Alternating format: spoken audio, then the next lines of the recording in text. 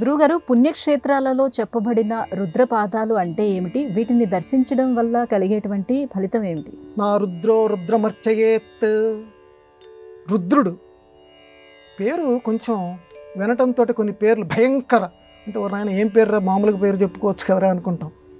రుద్రుడికి శివుడు అంటే అబ్బా బాగుంది, మన పక్కన ఏదో కూర్చొని తండ్రో సోదరుడో ఉన్నట్టుగా ఉంది. కానీ రుద్రుడు ఆయనే, శివుడు ఆయనే. కానీ రుద్ర రూపం, రుద్రుడు అంటే రౌద్రాకారం కలిగినటువంటి వాడు, రోదయతి, ఏడిపించేవాడు, ఏడుపుని పోగొట్టేటువంటి వాడు రుద్రుడు. ఈ రుద్రుడి యొక్క పాదాలు కొన్ని పుణ్యక్షేత్రాల్లో ఉన్నాయమ్మా. ఇప్పటికీ కూడా మనం దర్శనం చేసుకోవచ్చు. పెద్దల్ని అడిగితే ఇదిగోనైనా ఇవి ఆ రుద్రుడికి సంబంధించినటువంటి పాదాలు అని చెప్తారు. ఆ పుణ్యక్షేత్రాలలో ఆ రుద్రుడికి సంబంధించిన పాదాలు ఉన్నాయి. పాదము అంటే ఆ పాదము యొక్క గుర్తులు. ఆయన ఇక్కడ నడయాడాడు, ఈ శ్రీశైలంలో ఆ మహానుభావుడు సంచరించాడు. శంకర భగవత్పాదుల వారు తపస్సు చేసినటువంటి చోటు శ్రీశైలం. ఇన్ని క్షేత్రాలు ఉన్నాయి. ఎక్కడా కూడా చరిత్రలో శంకరాచార్యుల వారు ఇక్కడ కూర్చొని తపస్సు చేశారు అని ప్రత్యేకంగా ఏ శివక్షేత్రం గురించి చెప్పరు. శ్రీశైలం గురించి మాత్రం చాలా ప్రముఖంగా చెప్తారు. ఆయన ఈ క్షేత్రం యొక్క గొప్పతనాన్ని గుర్తించారు, శ్రీశైలం యొక్క గొప్పతనాన్ని. శంకర భగవత్పాదుల వారు అక్కడ తపస్సు చేసి అక్కడ రుద్రపాదాలని దర్శించారు.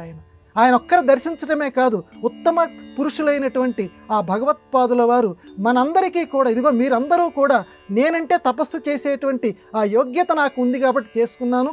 మీరు ఈ కలియుగంలో ఒక నిమిషం కూర్చోవటానికి చాలా ఇబ్బంది పడతారు. మీరు కనీసం ఈ రుద్ర పాదాలనైనా ఆ శివ పాదాలనైనా సరే దర్శనం చేసుకోండి అని చెప్పారు. అందులో ఆ రుద్రపాదం యొక్క దర్శనం మనం చేసుకోవాలి. శ్రీశైలం అనే కాదు, మిగతా కొన్ని పుణ్యక్షేత్రాల్లో కూడా రుద్రపాదాలు ఉంటాయి. అంటే శివుడు ఇక్కడ నడయాడాడు అని చెప్పి అవి మనం మనసావాచ కర్మణ నమ్మి తీరాలి. ఇవి రుద్రపాదాలా అండి? ఇప్పుడు తిరుమలలో వెంకటేశ్వర పాదాలు అని అంటే ఏ రకంగా కళ్ళకద్దుకుంటున్నామో రుద్రపాదాలు ఉన్నటువంటి క్షేత్రాలు ఉన్నాయి. అందున ఈ కార్తీక మాసంలో ఈ శైవ క్షేత్రాలకు వెళ్ళినటువంటి వాళ్ళు అక్కడ పెద్దలు ఇదిగోనైనా ఇది రుద్రపాదము అని చెప్తే తప్పనిసరిగా వాటిని మనం కళ్ళకద్దుకొని పాదము అని అంటే ఆ పాదములోనే మొత్తం శక్తి యొక్క ఆ నిక్షేపం అంతా కూడా పాదాల్లో ఉంటుంది. అందుకే పీఠాధిపతులు ఇలాంటి వారు మనం నమస్కారం చేస్తుంటే తొందరగా కాళ్ళని అంటుకోనివ్వరు. వారి పాదాలని గనక మనం తాకితే వారిలో ఉన్నటువంటి శక్తి మనలోకి ప్రసారం అవుతుంది. కొంత భాగం ప్రసారం అవుతుంది. దాన్ని మళ్ళీ పూరించుకోవటానికి వాళ్ళు అధికంగా తపస్సు చేయవలసి ఉంటుంది. అందుకే తొందరగా ఎవరిని కూడా పాదాలని తాకనివ్వరు. అంత విశిష్టమైన, మరి మామూలు అంటే దేవుడితో పోలిస్తే పీఠాధిపతులు తర్వాత వారు. మరి పీఠాధిపతుల యొక్క పాదాలకే అంత శక్తి ఉంటే వీరిని సృష్టించినటువంటి దేవుడి పాదాలకి మరింకెంత శక్తి ఉంటుంది?